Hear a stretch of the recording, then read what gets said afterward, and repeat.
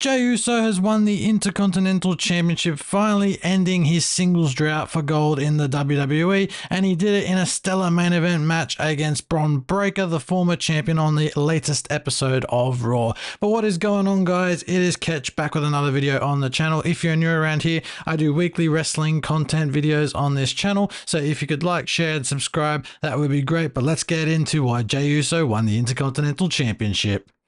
But Jey Uso winning the Intercontinental Championship is a culmination of his efforts over a 14-year WWE tenure. Once only earmarked for tag team glory alongside his brother Jimmy, Jey has blossomed into a main event caliber talent. His win over Bron Breakker in a fantastic main event on Raw finally gives him the recognition and the ability to call himself main event Jey Uso, and rightfully so, of course. Now, I did mention he was part of a tag team alongside his brother Jimmy Uso in the legendary Usos tag team, and for many years they were the dominant tag team in the tag team division alongside the New Day and many others, of course.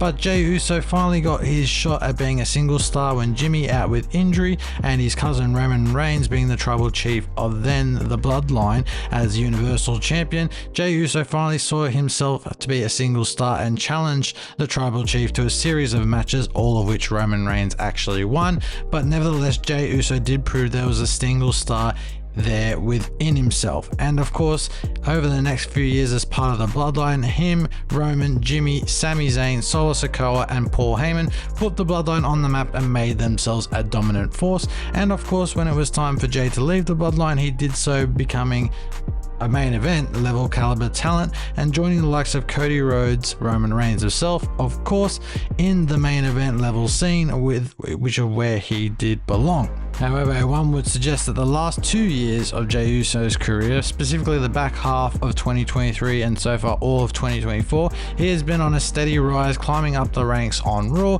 and while he's come up short in multiple matches for the World Heavyweight title and the Intercontinental title in the past, a lot of those matches ended in either a disqualification due to interference from one of the other members of the Bloodline, or someone with a jealous motive towards him in whatever way possible. But now, with Jey Uso finally Intercontinental Championship, he can recognize himself as one of the top champions within the WWE, and if it weren't for an overpopulated main event scene, then I'm sure Jey Uso would probably be a #1 contender for Gunther's World Heavyweight title. Currently, his best mate Sami Zayn on TV is trying to go for Gunther for that World Heavyweight title, but not taking anything away from Jey Uso's victory over Bron Breakker on Raw, which I think finally, gives him that ability to go, yep, I've finally done it, I'm a singles champion, now either step up or get yeeted out the building sort of thing. So I think for Jey Uso, this is definitely something he's been striving to for a long time, and he bloody as well earned it and deserved it.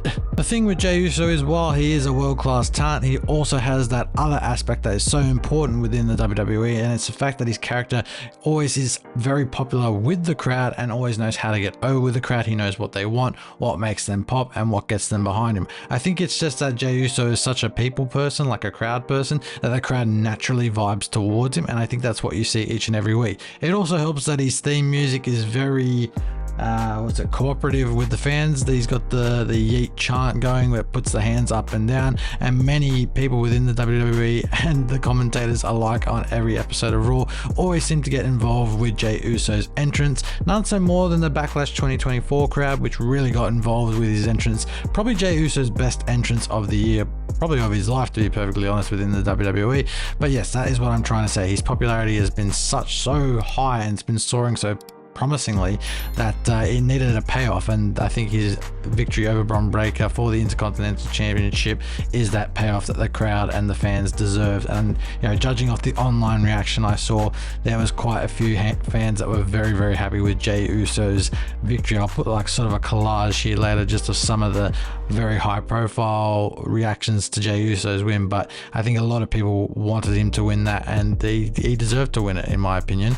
And I think that's what's the good thing about the WWE, and by having Triple H in charge, it really shows that he's listening to the fans and listening to what they want, versus when Vince was in charge, he was just doing what he did because he thought it was right, not what he thought the fans wanted. So It's quite an interesting and unique way of how it looks now, but Jey Uso, he's only going to go up and up from this point forward. All this has led me to wondering what will be next for Jey Uso and the IC title, and I think one of the main matches that I would potentially like to see is definitely Jey Uso up against Ilya Dragunov for that IC title.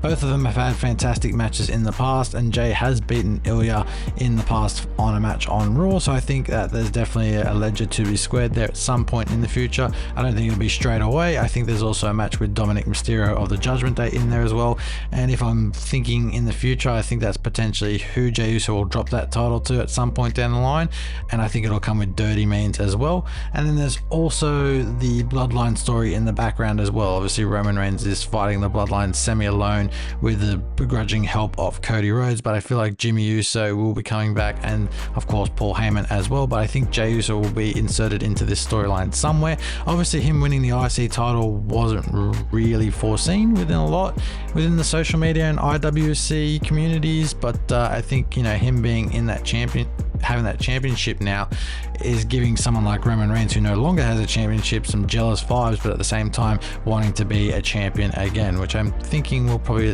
all see at some point down the line eventually. But just a word on Bron Breakker as well, a fantastic championship run. It was only 51 days, so short in the grand scheme of things, but he did have some fantastic matches against the likes of Sami Zayn, Jey Uso, to name a few. And I think going from here on in, Bron Breakker will be fine. He's very, very young, and he's got plenty of time on his side to go above and beyond in the WWE, so he'll be fine as far as I'm concerned. I foresee a lot of championships in his WWE career. But anyway guys, that is the end of this video. I hope you have enjoyed. Let me know in the comments what you thought of Jey Uso's victory, and if you missed any of the previous videos on this channel, I did a recent video on fans who were banned in the WWE, so go check that out if you haven't already. But without further ado guys, I'll leave you to it. Have a good one. See ya. Bye.